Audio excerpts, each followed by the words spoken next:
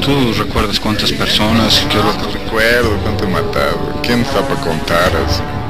A ver, pueden decirle que mata vacas, ¿cuántas vacas mata al día? En las noticias vemos a diario distintos crímenes, entre ellos muchos asesinatos. Y esto nos lleva a una pregunta que quizás alguna vez tú te hiciste. ¿Los asesinos nacen o se hacen? Muchos investigadores trataron de descubrir este misterio. Es por eso que hoy hablaremos de este tema y de muchas teorías que envuelven al tema. Y ojo, no todo lo que digamos en este video es a ciencia cierta. Como dijimos, solo se trata de teorías. Quédate en el video porque tal vez te interese, tal vez descubres si vives rodeado de algún asesino, algún delincuente, no sé. Por ahí en tu casa, en la escuela, en tu trabajo hay un asesino. Así que ponte cómodo y rápidamente ve bajando la pantalla, haz clic en el botón rojo de suscribirte y activa la campanita de notificaciones. ¿Eso para qué? Para que YouTube te avise cada que subamos un próximo video. Y no te olvides, después de que te suscribas, deja tu pulgar arriba. Yeah. ¿Todo listo? ¿Listísimo? Ned, vamos con la intro.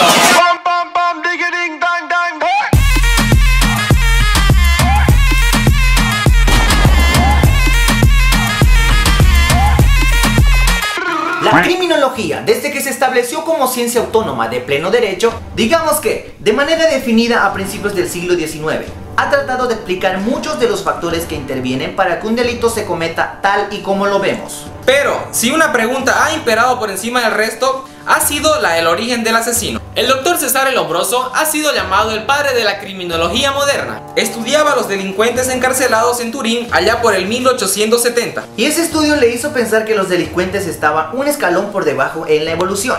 Una regresión a un tipo de hombre primitivo o infrahumano.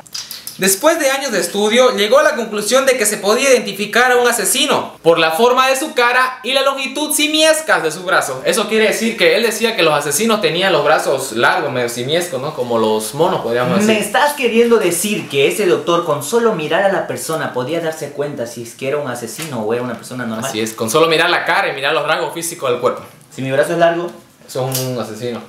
Tranquilo, sigue la teoría. maté un mosquito. Escribió que las orejas de un criminal son a menudo de gran tamaño y la nariz es frecuentemente respingada o achatada en los ladrones. En los asesinos suele ser aguileña, como el pico de un ave de presa.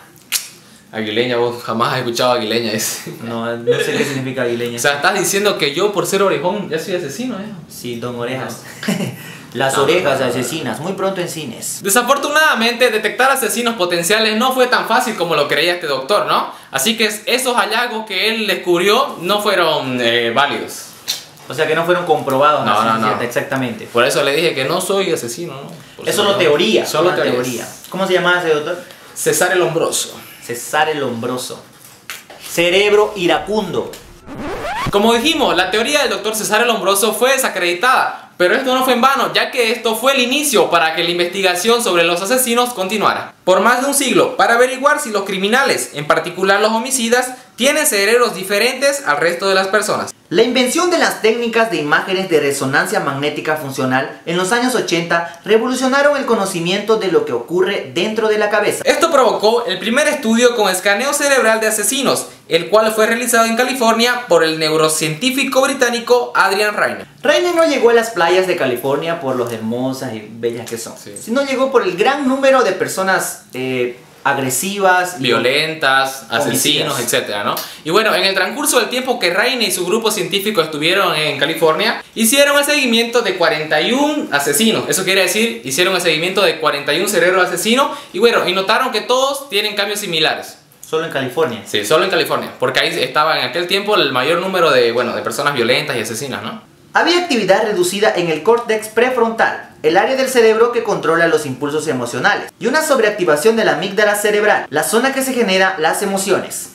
Por lo tanto, parece que los asesinos tienen cerebros que los hacen más proclives a la ira y el enfado, y a la vez menos capaces de controlarse. O sea, que me estás queriendo decir que las personas que se enojan rápido, las fosforitos, como decimos, son las que, o sea, están más cerca de ser asesinos. Y normalmente esas son las que vienen en tamaño... En frasquito chiquito.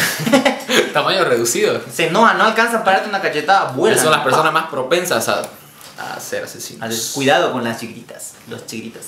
Y a todo esto se viene una pregunta. ¿Por qué pasa esto? Los estudios de Rainer sugieren que todo esto, una de las razones principales puede ser el abuso infantil. Así es. El abuso infantil puede generar asesinos al causar daños físicos al cerebro. El córtex prefrontal es especialmente vulnerable. Uno de los prisioneros que el neurocientífico escaneó era Donta Page, un hombre que mató brutalmente a una joven de 24 años. Es justamente por esto que Raine dijo que lo que le llevó a Donta Page a que él fuera un asesino fue justamente el abuso infantil que él recibió cuando era niño. De bebé, Page fue habitualmente maltratado por su madre, que usaba cables de electricidad, zapatos, cualquier cosa que encontrara a mano. Y cuando creció las golpizas empeoraron, ya que muchos dirán que su madre solo le pegaba de vez en cuando, pero no, las golpizas eran a diario. Seguidamente. Sí. Es lamentablemente lo que pasa a muchos niños en la infancia. Y eso es por falta de conocimiento, tal vez por los padres. De los padres, ¿no? Que a veces son muy abusivos y bueno, piensan que dándole se van a corregir, pero sin embargo están creando algo mucho más peligroso. Entonces, ustedes dirán, ¿eso quiere decir que todos los niños que sufren maltrato, golpizas todos los días acaban siendo asesinos, violadores o no sé, ladrones? Pues no. Raine en su investigación determinó que esto no es determinante para que un niño pueda ser un asesino. Entonces tal vez te haga la pregunta, ¿hay otro factor más? Pues sí. La respuesta para esta pregunta fue hallada en 1993, con una familia en Holanda en la que todos los hombres tenían un historial de violencia. 15 años de minuciosa investigación revelaron que a todos ellos les faltaba el mismo gen. Este gen produce una enzima llamada MAOA, que regula los niveles de neurotransmisores involucrados en el control de los impulsos. El científico James Fallow descubrió que él mismo tenía este gen determinante. Así se descubrió que si alguien carece del gen MAOA o tiene una variante de baja actividad, está predispuesto a la violencia. A esta variante se la conoce como el gen del guerrero. Y ahora volvemos a la misma pregunta. Si tú tienes ese gen del guerrero, ¿puedes ser un asesino?